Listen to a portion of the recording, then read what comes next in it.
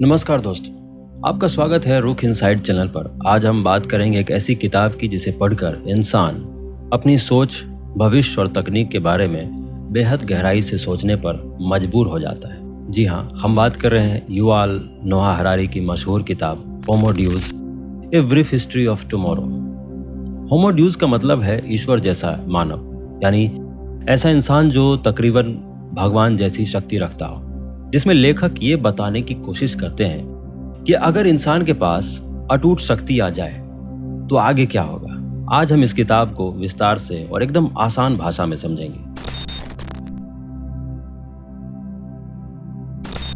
सबसे ज्यादा 3 चीजों से डरता था: भूखमरी, भयंकर बीमारियां और खतरनाक युद्ध। पहले अगर फसलें खराब हो जाती थी तो लोग गांव-गांव भूखे मर जाते थे। महलों में राजा हो या आम किसान भूख से बच नहीं पाता था।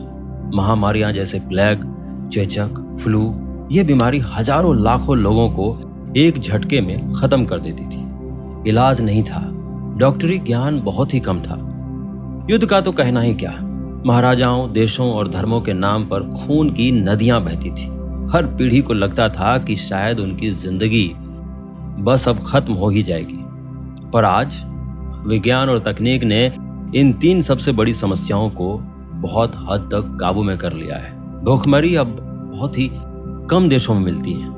बीमारियां जैसे छोटी मोटी फ्लू, चिकनगुनिया, यहाँ तक कि कोविड जैसी महामारियों पर भी इंसान नियंत्रण पा रहा है और युद्ध बड़े पैमाने पर अब आम नहीं रहे। अब जब पुरानी मुश्किलें थोड़ी कम हुई तो इंसान की नई इच्छाएं उभर कर सामने आई। अब मानव चाहता है कि वो अमर हो जाए, यानी कभी बूढ़ा ही ना हो, कभी मरे ही नहीं। आज दुनिया की सबसे अमीर कंपनियां गूगल इमोर्टिलिटी पर रिसर्च करती, यानी अमरता पर, ताकि इंसान और भी लंबा स्वस्थ जीवन जी सके। खुशियां एक नई दौड़ है। हरारी कहते हैं कि पहले हमारा ध्यान दुख और तकलीफें दूर करने पर था, अब हम चाहते हैं कि हमेशा खुश रहें। डिप्रेशन, चिंता, दुख जैसे शब्द ही गायब हो जाएं। तीसरा और सबसे बड़ा सपना है, इंसान खुद भगवान जैसी शक्ति पाने की सोच रहा है। आर्टिफिशियल इंटेलिजेंस यानी AI, जीन एडिटिंग और बायोटेक्नोलॉजी के जरिए अपने दिमाग, शरीर और भावनाओं को बदलना चाहता है। यही है होमो ड्यूज, एक ऐसा मानव जो भगवान जैसा हो।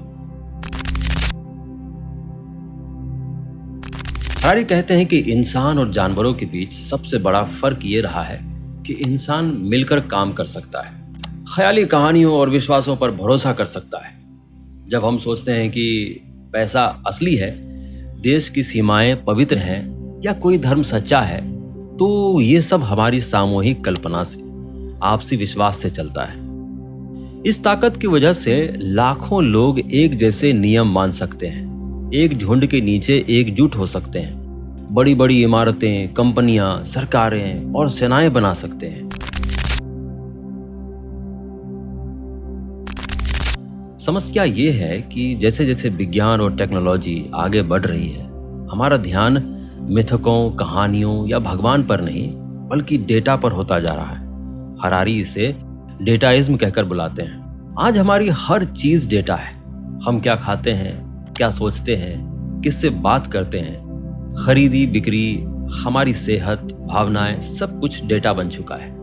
एल्गोरिदम्स यानी कंप्यूटर प्रोग्राम अब आपके लिए बेस्ट म्यूजिक सजेस्ट करते हैं, आपके गहरे सीक्रेट्स, पसंद नापसंद तक बता सकते हैं, आपके स्वास्थ्य की पूर्व अनुमान कर सकते हैं। इमेजिन करो, भविष्य में आपकी शादी, नौकरी, इलाज, यहाँ तक कि दोस्ती, सब कुछ कोई एल्गोरिदम तय करने लगे। क्या आपको लगेगा कि फैसले आपके हैं या डेटा और मशीन के?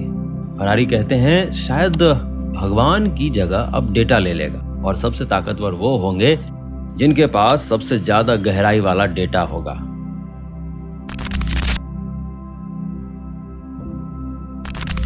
आगे की सबसे बड़ी चुनौती ये है कि अगर इंसान खुद को जीन एडिटिंग, बायोटेक्नोलॉजी और आर्टिफिशियल इंटेलिजेंस से बदलना शुरू कर देगा तो समाज में गहरा फर्क आ जाएगा। अमीरी और गरीबी का फर्क सिर्फ पैसे में नहीं बल्कि शरीर और दिमाग की काबिलियत में भी हो जाएगा।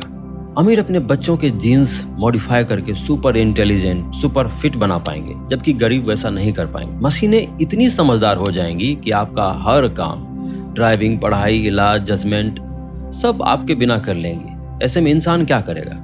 आजकल कुछ हद तक हो भी रही हैं। हरारी यही डर दिखाते हैं, अगर इंसान बेकार हो जाएगा तो क्या होगा? क्या ये संभव है कि इंसान खुद की दौड़ होमो सेपियंस का अंत कर दे और उसकी जगह नए तरह के सुपर ह्यूमंस या मशीन आ जाए? हरारी बार बार सतर्क करते हैं, सिर्फ टेक्नोलॉजी पर भरोसा नहीं, हमें अपनी नैतिकता, संवेदनशीलता और इंसानियत भी संभालनी पड़ेगी।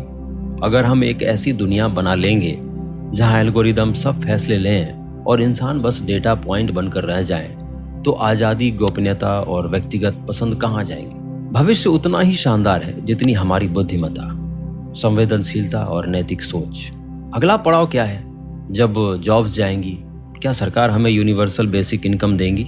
क्या इससे इंसान और भी आज़ाद या और भी निर्भर हो जाएगा? कल्पना कीजिए, भविष्य में जब फैक्ट्रियां, ऑफिस और यहाँ तक कि खेतों में भी मशीनें इंसानों से ज़्यादा तेज और सस्ता काम करने लगे, तो बहुत से लोग बेरोजगार हो जाएंगे। डॉक्टर, वकील, ड्राइवर, शिक्षक, दुकानदार, कई जॉब्स का अस्तित्व ही खतरे में पड़ जाएगा। ऐसे वक्त में सरकार यूनिवर्सल बेसिक इनकम दे सकती है। हर नागरिक को, चाहे वो काम कर रहा हो या नहीं, हर महीने एक तय रकम सरकार की तरफ से मिलेगी। इसका मकसद ये होगा कि बिना नौकरी के भी लोग अपनी बुनियादी जरूरतें, खाना, रहना, इलाज पूरी कर सकें। इससे गरीबी, भूखमरी जैसी दिक्कतें थोड़ी कम होंगी और लोग अपनी पसंद के काम या नए हुनर सीखने पर ध्यान दे सकेंगे। हरारी कहते हैं कि ये आइडिया सुनने में तो अच्छा लगता है, लेकिन इसके अपने खतरे और सवाल भी हैं। क्या सरकार इतनी आय बांट पाएंगी? क्या लोग मेहनत करने की जगह सिर्फ इस आमदनी पर टिकेंगे? समाज का ढांचा कैसा होगा अगर अधिकतर लोग मशीनों की कृपा पर जिएंगे? मतलब होमो ड्यूज हमें ये सोचने पर भी मजबूर कर देता है कि फ्यूचर की मशीनों वाली दुनिया में इंसान का रोल केवल नौकरी करने वाले से बदलकर समाज के मददगार और सोचने समझने वाले इंसान में बदल सकता है। तो दोस्तों, होमो ड्यूज सिर्फ एक किताब नहीं, मंजिल के रास्ते में लगी एक चेतावनी है। जहां इंसान जा सकता है, जाना चाहिए या नहीं, ये हमें ही तय करना है। अगर आपको किताब की ये गहराई समझ आई हो तो लाइक जरूर करें, चैनल रुख इनसाइट को सब्सक्राइब करें और कमेंट में लिखें कि आपको कौन सा हिस्सा सबसे ज्यादा सोचने पर मजबूर कर गया। अगले वीडियो में फिर मिलेंगे, तब तक के लिए धन्यवाद।